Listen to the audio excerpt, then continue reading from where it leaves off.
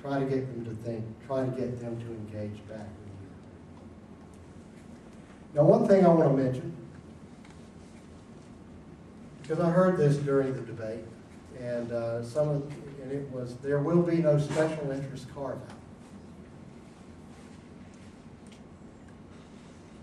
That's why I really think it's important for you all to engage, because you need to show them who the special interest is. That's why you need to go. If you're a family member, you need to take that family member with you. You need to introduce them to your special interest group. Because what they need to know is that, yeah, sure, everybody in this country, everybody in the world is a member of some special interest group or the other.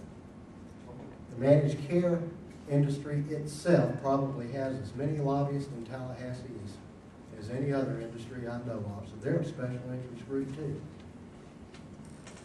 And how much time are they going to spend with our special interest group versus the other special interest groups that are involved in this conversation? So I would respectfully suggest that that's not a good card to be played. Yeah, we're all a special interest group, and I'm one of them. I'm one of them. But that is an answer as a cop-out. I'm going to be real blunt. That's a cop-out. They need to get back to the issues. And what's the best way to ensure a healthy future for these programs and services that we're providing that are so important to each of you? And then the last thing I want to say is that it's been a little over 2 years now since I was appointed to be the director. I've been here to Orlando several times. I love Central Florida. I went to school here briefly in DeBeaugrine. I was having a conversation before the meeting, before this hearing. The state has changed over the last 20 years. But it's still beautiful down here, and I still love it. We're going through a transition. There will be a new governor in January, and a new governor means new agency heads. So I don't know whether I'll be the new agency head or not.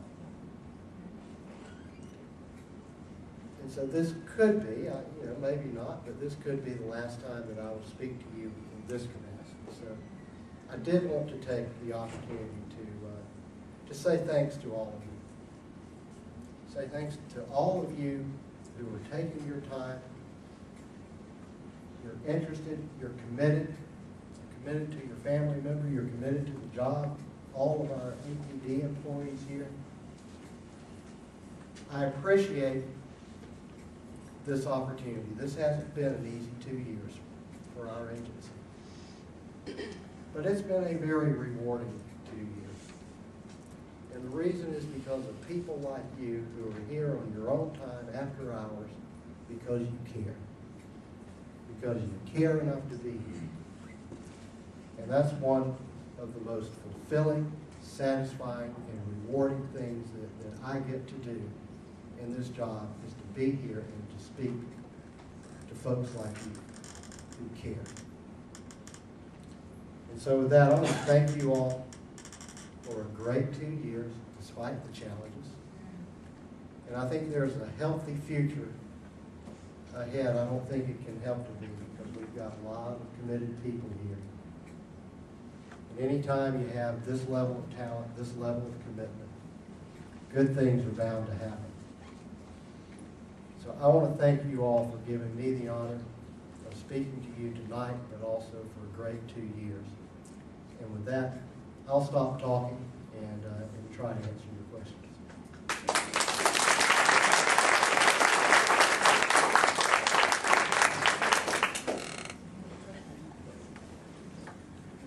I know you all have some cards that you had questions, I think they were on, so if you want to submit those up, or if a couple people would like to collect them and bring them forward, that might be helpful. And then we'll open it up to open questions. Did you have a question here? Oh, I just basically wanted to tell Jim, Hold on, let me give the floor to Aaron while we're collecting. I'm Aaron Nangle from waiverprovider.com, and I just wanted to thank Jim for coming here today and speaking to everybody. And also, I just wanted everybody to know, since the agency has been around, in my opinion, Jim is the best director that we've had He's shown that he's cared more about what's going on in the community than any other director before him. So again, thank you, Jim.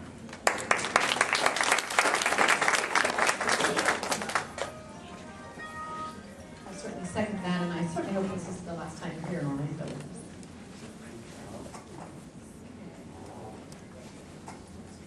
Any other questions? You want to just read them?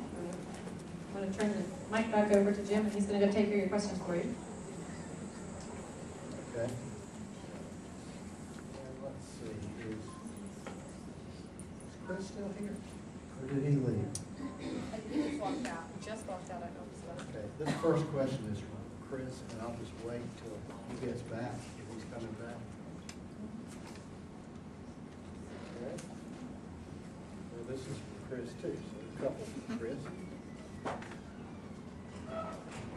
Okay, there's 3 questions on this one. First is, when will the House bill be reintroduced? It could be, typically these are introduced, they're usually pre-filed, what's called pre-filed, that's before they actually have their session. But the bills are formally introduced when they're read the first time, what's called a first reading. That would come, I think they usually do that like on the first day of session now. It's conceivable that they could have a special session, but you probably would see the bill actually formally introduced during the legislative session. Probably, however, you'll see this bill, and hopefully, I mean, I hope so, but you'll probably see it workshop through interim committee meetings. And those interim committee meetings will start just as soon as look for those to start maybe mid to late November, December. And the closer we get to the March start of the session, the more the schedule will become much more intense. Now, for any of you that want to track the progress of bills, amendments, that kind of thing, there is a website that the legislature maintains. And if you just type in online sunshine, either into your address line or into a search engine, that'll bring up the Florida legislature's website. And from there you can track the bills. You can also call our office in Tallahassee. We can tell you what bill numbers are if you need that. But, it's pretty easy to track the progress of legislation. And what happened in this last session is nobody really saw this bill until the 7th week of session. And but that won't happen. I mean, that cat's out of the bag. I'm sure there'll be plenty of discussion in committee this time around. Number 2, what's the impact on CDC Plus? And that's a good question, and one that I didn't go into. The bill does give preference to managed care organizations that choose to offer a CDC-style self-directed approach. So in other words, they would get a few points. So the short answer to the question is a vendor that agrees to offer something like CDC might score a few more points, but the way I read the bill, it doesn't guarantee that CDC as we know it will continue.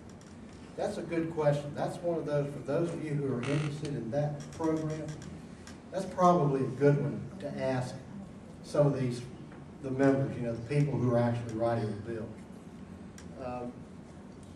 And then the third one, I think I've touched on it, was how can we best follow the issue? Again, I would keep up with the online sunshine. We would, you could probably, we'll be in communication with family care councils. So you can probably work with your family care councils. You can work with your local APD office. And we have a legislative affairs unit in our agency, and we can help you. But probably that online tool, you should try to familiarize yourself with that a little bit, because that's probably going to be your easiest, most hassle-free way to keep up with this. Okay, now the next question is related to that. Does the CDC Plus program make a difference? Again, everybody would be in managed care, so it doesn't make any difference to that respect. The issue, as I mentioned earlier, is whether that managed care organization that wins the bid has a CDC program as a component of that. I learned recently the APD, I'm on to a new question. I learned recently the APD Medicaid dollars is a very small percentage of total state Medicaid dollars. Isn't this a good selling point for promoting the iBudget? Could we have either a percentage or dollar amount for our advocating efforts? What happens to iBudget if managed care is passed? Who will be the managed care organizations? All right, let me, yes, I think that a good selling point are some of those things that I mentioned before is that we are already utilizing very cost-effective services, particularly compared to other states. Our program is already very inexpensive compared in terms of what it costs the average taxpayers compared to other states. We're 47th out of 50 states. Some of the reason that we are so cost-effective is because our program is geared towards making it easy for people to stay in less intensive types of settings. So we've already done some of the things that a managed care organization might do to lower costs without having a tremendously adverse impact on people. I think those are all very good selling points. You can also point out the fact that compared to 06, 07, last year we actually spent less money in this way.